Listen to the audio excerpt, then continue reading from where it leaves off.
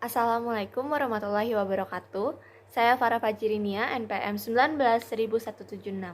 Di sini saya akan menjelaskan tentang KPR. Apa itu KPR? KPR atau kredit pemilikan rumah itu adalah fasilitas kredit yang diberikan oleh perbankan kepada para nasabah untuk membeli atau memperbaiki rumah. Jadi pertama kali KPR ini diproduksi itu di Indonesia itu ada di Bank BTN dari 10 Desember 1976. Kemudian dengan adanya KPR, masyarakat tidak harus menyediakan dana sejumlah harga rumah, namun cukup menyediakan dana sebesar uang muka saja dan sisanya dapat diangsur setiap bulan selama jangka waktu KPR. Jadi nanti ada perjanjian tuh tentang dari bank ke nasabah mau berapanya, uang mukanya segini, uang mukanya segini, terus cicilannya segini. Kalau kalau kasarnya itu kredit itu kayak cicilannya lagi. Jadi ini bisa dicicil. Nah, menurut OJK ini tuh ada dua jenis KPR. Apa aja nih? Dua jenis KPR itu, yang pertama ada KPR subsidi. KPR subsidi adalah kredit untuk masyarakat berpenghasilan menengah ke bawah, memenuhi kebutuhan rumah atau memperbaiki rumah yang telah dimiliki. Jadi mereka tuh lebih dicampur tangankan dari pemerintah.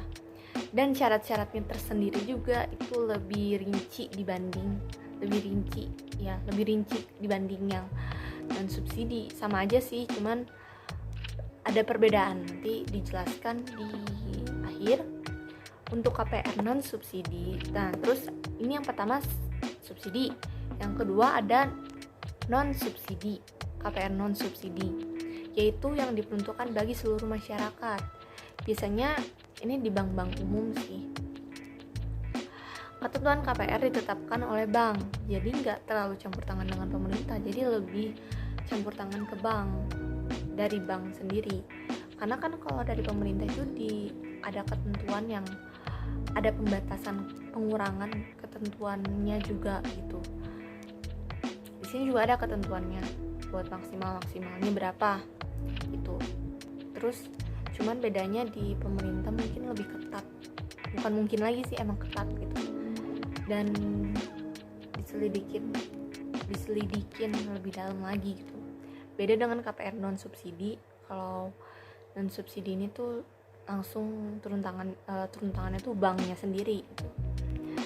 Sehingga penentuan besar kreditnya maupun suku bunga dilakukan sesuai kebijakan bank yang bersangkutan gitu. Nah, untuk syarat-syaratnya, jika dilihat dari definisinya, KPR subsidi adalah kredit kepemilikan rumah yang mendapatkan bantuan pemerintah. Nah, berupa keringanan biaya untuk uang muka ataupun suku bunga. Sementara itu KPR non subsidi adalah kredit kepemilikan rumah konvensional yang dilakukan oleh bank umum kepada masyarakat. Jadi kan subsidi itu memang diperuntukkan untuk yang memang menengah ke bawah. Jadi makanya ini tuh agak ketat sih untuk subsidi ini, karena gak semuanya tuh bisa di ACC kalau tidak memenuhi kriteria atau syarat-syarat yang sudah ditentukan oleh pemerintah. Nah, di sini ada syarat-syaratnya nih.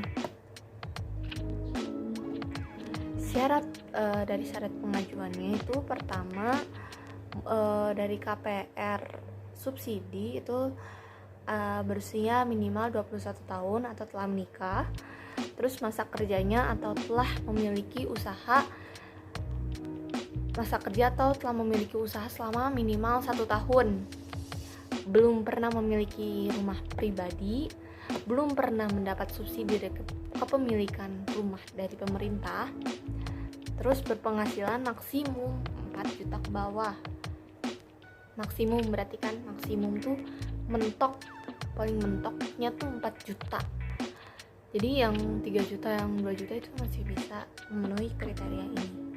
Terus itu tuh untuk rumah sejahtera tapak, dan 7 juta untuk rumah sejahtera susun. Memiliki NPWP, nomor pokok wajib pajak.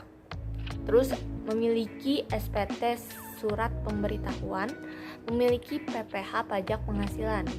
Ketika kredit telah lunas, usia maksimum karyawan adalah 60 tahun dan 65 tahun bagi tenaga profesional. Cukup ketat kan, makanya ada wajib memiliki pajak penghasilan, terus ada surat pemberitahuan, ada NPWP-nya. Mereka tuh bakal mengajukan itu semua. Berbeda dengan syarat pengajuan KPR non subsidi. Kalau non subsidi itu pertama hampir sama, merupakan warga negara Indonesia, berdomisili atau bertempat di wilayah Indonesia, berusia, bedanya usia nih. Di sini usianya minimal 18 tahun. Kalau yang subsidi kan berusia minimal 21 tahun. Jadi 18 tahun itu nggak bisa pakai subsidi. Nah, berusia minimal 18 tahun atau telah menikah, berstatus karyawan, pengusaha, atau profesional. Untuk karyawan, wajib memiliki masa kerja minimal 1 tahun dan telah berpengalaman kerja minimal 2 tahun. Untuk pengusaha dan profesional minimal telah menggeluti bidangnya selama 2 tahun. Nah, ketika kredit telah lunas, usia maksimum karyawan ya ini 55 tahun dan 65 tahun bagi perusahaan atau profesional. Itu. Kedua, ada harga rumah. Perbedaannya tuh harga rumahnya nih, selain syarat pengajuannya, rupanya harga rumah KPR subsidi pemerintah juga berbeda. Berbeda harga rumahnya. Seperti yang telah diketahui bersama, pemerintah memberi santunan dana. Jadi kan KPR subsidi itu memberi santunan dana kan.